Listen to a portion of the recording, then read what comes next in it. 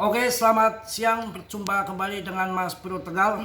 Di sini akan membahas tentang all season dan PP.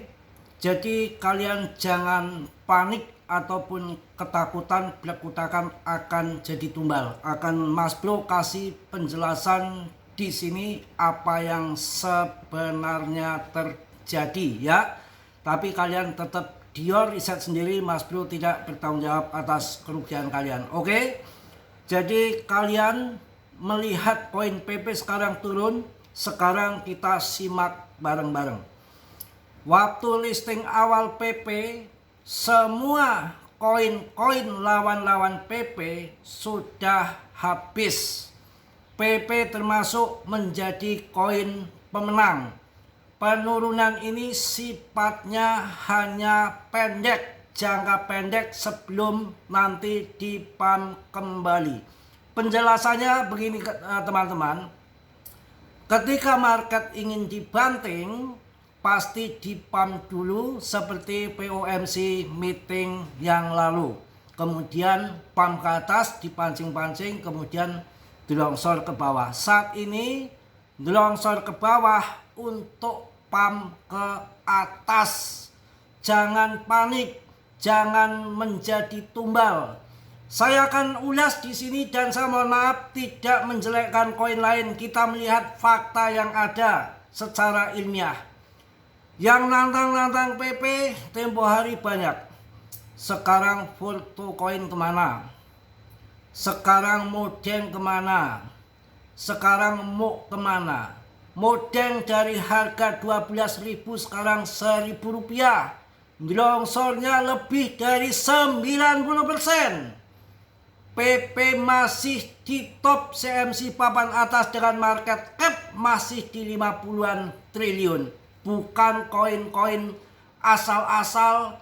Ini adalah koin yang terseleksi alam. Makin mengerucut, makin arahnya. Hanya 3 koin yang mentereng saat ini urusan meme koin, yaitu Shiba, Doge, PP. Doge market capnya sudah 10 kali lipat lebih daripada PP. Saya yakin untuk cari cuan yang berlipat-lipat secara ilmiah masih sangat besar potensi di PP. Pandangan saya pribadi, terserah kalian mau pilih yang mana. Kita sebagai contoh koin banyak sekali yang sudah habis-habisan hancur-hancuran di luar PP. Modeng seperti apa yang dulu dibanggakan. Rankingnya aja udah kemana. Ketendang dari top CMC. Banyak koin yang bermasa pendek. PP akan bermasa panjang kawan. Akan bermasa panjang PP. Koin terseleksi alam yang pertama BTC. Akan disaingin ganti-ganti BTC. Nggak ada yang bisa. Koin terseleksi alam yang kedua meme koin PP mampu melewati koin-koin ratusan bahkan ribuan meme koin yang lain. Bahkan namanya dicatut-catut nama PP yang sama. Mereka sekarang scam semua. Ya, jadi investor untuk urusan meme coin ke depan saya yakin larinya nggak kemana-mana ya Doge, PP. Tinggal tunggu saja. Ini adalah game dan permainan. Kita ngikut market, bukan market yang ikut kita ya. Langsung saya bahas apa yang mengenai akan terjadi perlu kalian tahu yang kalian belum pernah paham. Gelombang besar kripto akan datang. Prediksi ahli tentang kebijakan likuiditas Fed. Ya, kita bahas di sini. Pasar kripto mungkin akan mengalami perubahan besar dengan adanya indikasi bahwa Federal Reserve ataupun Fed akan mengubah kebijakan likuiditasnya setelah 18 bulan melakukan pengetatan atau kemungkinan bahwa Fed akan menghentikan kebijakan pengurangan kuantitatif QT dan beralih ke pelonggaran kuantitatif QE secara diam-diam. Kita harus tahu geopolitik secara global bukan hanya hahiho, turun CL, menghujat sana sini. Buat apa? Masih banyak cuan di depan sana. Tembak BTC yang akan datang ya. perubahan kebijakan Fed dan dampaknya pasar kripto. Pasar pakar kripto virtual Beacon menekankan bahwa perubahan kebijakan Fed terhadap likuiditas akan menjadi peristiwa paling signifikan bagi industri kripto tahun ini, bahkan lebih penting daripada pemotongan Bitcoin atau persetujuan dana yang diperdagangkan di bursa ETF. Wow, jadi kita harus belajar melihat apa fakta yang akan terjadi di belakang layar seperti apa. Jangan lihat turun karena likuidasi besar-besaran long tingkat dewa dihantam 9,2 triliun. Ya nggak apa-apa makanan untuk bandar ya. Kita lanjut.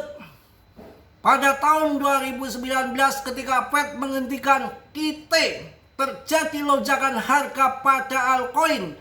Sebaliknya pada tahun 2022 ketika Fed mulai QT, harga altcoin menjadi puncaknya. Sekarang dengan diperkirakan berakhirnya QT pada tahun 2025, Virtual Beacon memprediksi lonjakan serupa untuk altcoin. Korelasi antara peningkatan likuiditas oleh Fed dan kenaikan harga altcoin sangat jelas. Pertanyaannya utamanya adalah kapan tepatnya QT akan berakhir. Kita akan bahas di sini ya. Indikasi dari alat CME, FedWatch dan prediksi institusi keuangan besar. Alat CME FedWatch menunjukkan probabilitas tinggi akan adanya pemotongan suku bunga institusi keuangan besar seperti Goldman Sachs, Bank of America, dan Evercare telah membuat prediksi bahwa Fed mungkin akan menghentikan QT segera. Goldman Sachs menyatakan bahwa pertemuan Oktober adalah kasus dasar untuk berakhirnya QT. Sementara Bank of America mengharapkan QT berakhir pada akhir bulan ini. Wow, meskipun Fed mungkin tidak secara eksplosif menyebutkan pergeseran sebagai QE, momen krusial akan tiba ketika mereka menghapus bahasa mengenal pengurangan ukuran neraca. Hal ini mirip dengan krisis repo tahun 2019 ketika bank-bank menghadapi kekurangan kas seketika mendorong Fed untuk menyuntikkan 75 miliar dolar ke dalam sistem keuangan. Oke, kita lanjut. Suplai uang MC, suplai uang M global, M2 global dan proyeksi lonjakan Bitcoin. Meskipun ada ketidakpastian pasar saat ini, Virtual Beacon menegaskan bahwa BTC belum mencapai puncaknya. Dari 30 indikator histori yang biasanya menandakan puncak pasar bull, belum ada yang aktif. Dengan data menunjukkan masih ada ruang untuk pertumbuhan. Suplai uang global M2 terus meningkat yang secara histori mendahului harga BTC sekitar 10 hingga 12 minggu sejak awal bulan. Suplai uang ini telah meningkat, menandakan bahwa gerakan naik berikutnya untuk BTC sudah dalam perjalanan meskipun tertinggal dari kuartal likuiditas. Selain itu, Virtual Beacon memprediksi bahwa setelah Fed berpindah, musim baru altcoin mungkin akan dimulai ya. Jadi itu yang terjadi. Kesimpulan di sini dengan berbagai indikasi dari alat dan analis pakar, pasar kripto tampaknya berada di ambang perubahan besar yang dipicu oleh kebijakan Fed. Investor dan pengamat pasar harus memperhatikan tanda-tanda ini untuk memanfaatkan potensi lonjakan harga yang mungkin terjadi seiring dengan peningkatan likuiditas. Begitu ya, harus sabar, masih banyak waktu di depan. Ngapain buru-buru cuan, buru-buru habis lagi tanpa belajar. Kita cari koin yang bermasa panjang, yang sampai mengalami bull run, yang sampai mengalami berlipat-lipat. Dimainkan nanti 10% saja supaya kalau terjadi penurunan kita nggak pusing, nggak petakilan, nggak kedubukan, nggak belekutakan.